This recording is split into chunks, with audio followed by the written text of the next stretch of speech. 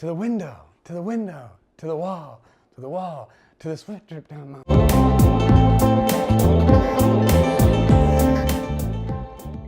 The Proposal, right? Ryan Reynolds, Sandra Bullock. Oh yeah. In this movie, it's actually really fun to watch the dynamics of somebody entering someone else's world, right? You watch Margaret, Sandra Bullock's character, come into Andrew's world where he's like the chosen single child. He's the pride and joy of this whole family, this ritzy, wealthy family hidden up in this area in Alaska. We get to watch her experience everyone else's opinion of her assistant. He's been this like coffee-getting, people-pleasing, like peon to her all this time, her entirety of her relationship with him, and all of a sudden he's like the pride and joy and the prince of this village. And she's like, what the heck? So she's having to navigate and play a part, right? And trying to fit into his world. I love those dynamics. Growing up, it was always an interesting journey for me, because, little backstory, I was raised by a Japanese man and an American woman in a Chamorro culture. Guam, which is a US territory, but not an American culture, right? So I was raised by two different cultures in my home in a culture that was neither of theirs. So at a young age, my sisters and I all got to learn how do we relate to people according to their values and their priorities instead of according to ours, right? We always had to adjust because no one had our values or priorities. We were always like the visitor or whatever, right? So going to friends' houses was always such a highlighted, specific, interesting experience for me because I was very attuned to the family's dynamics and what was appropriate and what wasn't, what was celebrated, what was opposed, what was like sought after and what was something you don't want to do, right? So I was always very sensitive to those dynamics, as unspoken as they were, and the discernment thing in my life very much helped in that respect, so I could like read the energy and kind of adjust accordingly. But ultimately, it was learning, how do they value these things? How do I know that? Why is it? And then how do I submit myself to their environment so that I'm not taking away from what's happening, but I can contribute, right?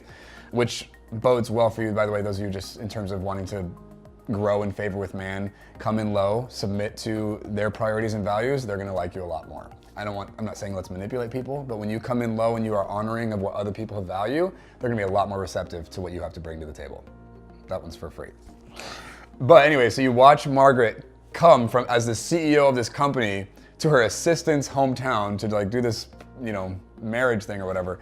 And she starts seeing how much the mom and the grandma adore their son, right? Or how the family and the people from the past are all just like so impressed and like so affectionate toward this guy. And she's like, whoa, he's got all this favor and all this clout with these people. And she's only ever just told him what to do and just kind of taken advantage of him, right? And so all this truth starts to come up. As she's in this place of like seclusion and quietness, she starts confessing this ugliness that she's been running on for so long. She starts admitting like, yeah, I've just been kind of running you around because I want to take advantage of you and I don't want to fire you because I don't want to lose you because you're too good. But I also don't want you to go too far because then I'll lose, you know. Anyway, so she's starting to confess all this twisted management stuff she's been doing with him for years. And he's like, are you kidding me? As she observes how they treat him, and it starts to change her attitude and her perspective toward who he is, right? Which obviously she ends up falling in love with him. But being in that space and experiencing him in a different environment with a different lens and a different priority, all of a sudden changes how she experiences him. And I'd like to talk for a moment about familiarity. Because there's this poison in relationships, we call it familiarity, where you basically become nice and accustomed to someone's rhythm, someone's contribution. You put them in a box and you label it and you kind of confine them to a certain service in your environment or like a certain function in your life. And you kind of expect these certain things from them, you don't expect other things from them, and they get kind of stuck in this persona that isn't them necessarily, right? And when we do that, we start to kind of resent them a little bit, not on purpose, they're just kind of the byproduct of the absence of value, the absence of honor. I've noticed with even like close family relationships, and sometimes cultural upbringing is a factor here, but sometimes the closer you get, the more harsh you are with people, the shorter you are with them, the more you get away with and the less respect you bring to the relationship. And I'd like to propose that intimacy and closeness should not breed a lack of respect. As you get closer in relationship, as you build a history with somebody, you shouldn't become shorter and shorter with them in how you treat them. You shouldn't become harsher and less affectionate. If anything, you should be more affectionate and more intentional about how you cater to and take care of your interactions with those people. It's a natural progression for us to just kind of give up in being respectful or kind to people we're close to because we don't need to. Or it seems fake maybe or whatever.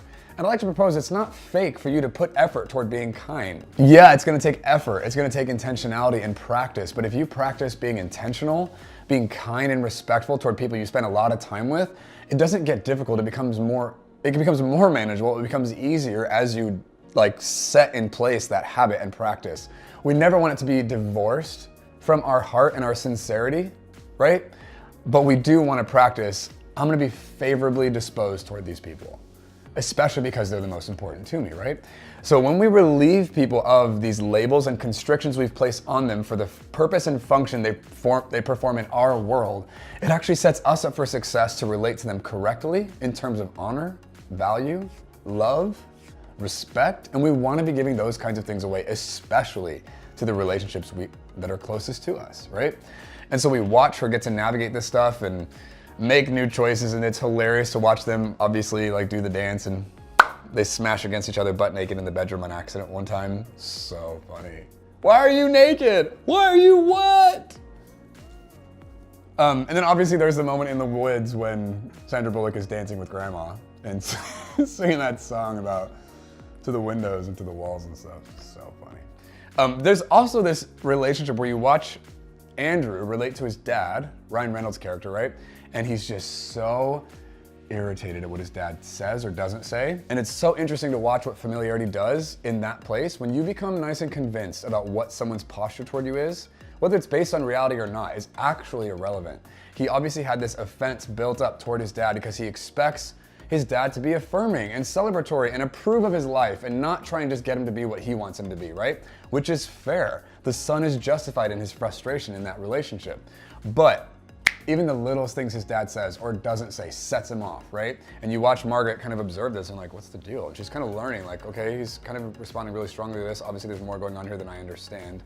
I'd like to propose in Andrew's situation, we totally understand why that's frustrating for him. We get it. Like, of course you want your dad to approve of you and to support you and believe in you, even if what your choices are don't line up with what he thinks you should do.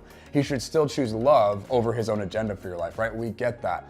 But a lot of times we're in the Andrew position, right? Where we're the ones who are misunderstood, who aren't being treated the way we want our parents to treat us. And I would like to say that even in that space, the familiarity piece is not helping. You don't have to relate to them that way. What if we could actually release our parents from being the misunderstanding, labeling, agenda-driven authority figure in our life where we just rebel in order to get the freedom that we deserve? What if instead of doing the rebellious, angsty, resentful thing, we could actually remain in a posture of submission, not dependence or need, but from a place of honor and respect, where they can have their agenda, we understand they don't want to change, and we could also choose not to be offended and not get thrown off every time they say things or don't say things according to what we want from them. What if we could release them from those demands, those expectations and requirements of their contribution to our relationship, and we could be fully ourselves in confidence and in freedom, hear and receive the lameness of their contribution to that exchange, and not interpret it through this lens of years of frustration and resentment and offense? What if we could release them to be who they are and let them be where they're at and continue to expand and grow ourselves? I'd like to propose, if you are expanding and growing like you think you are, then how you respond to their lack of value for what's happening to you should come across more gracious. If it's the offensive, like rebellious thing, you're probably not growing as much as you think you are, right? It's gonna be a lot more accommodating and open and peaceable than how he reacts. I'm not trying to condemn his behavior, I get it. I am him sometimes. When I go home with my parents, I'm like, ah, and I become the uglier version of me. Then I'm like, I thought this guy was gone. Where is this coming from? You know, like, anybody relate to going back home and all of a sudden turning into this monster you thought you overcame and like buried in a coffin somewhere? And all of a sudden they're there again? I'd like to propose it's not because your parents haven't moved on. It's not because they haven't grown as people. They probably haven't, and that's okay. That's not the problem. It's because we have locked them into this vilified lens where they're contributing to our lives in a way that's not constructive for what we want, and we've made new choices about this, and we've locked them into this disadvantaged participation where we don't invite them into the new expansive version of what we've discovered in life. We relate to them in that box, that familiar, limited, offended space where they say one thing and all of a sudden it lights up all these emotions. I get why we do that. It's just not awesome. What if we could release them from that stuff and they could still be in their version of growth or not growing or whatever, and in our progress and our like evolving of who we are, we actually could overcome that offense with compassion. I'm not saying we accept dysfunction in the relationship. I'm saying we don't hold on to offense in those disconnected moments, you know?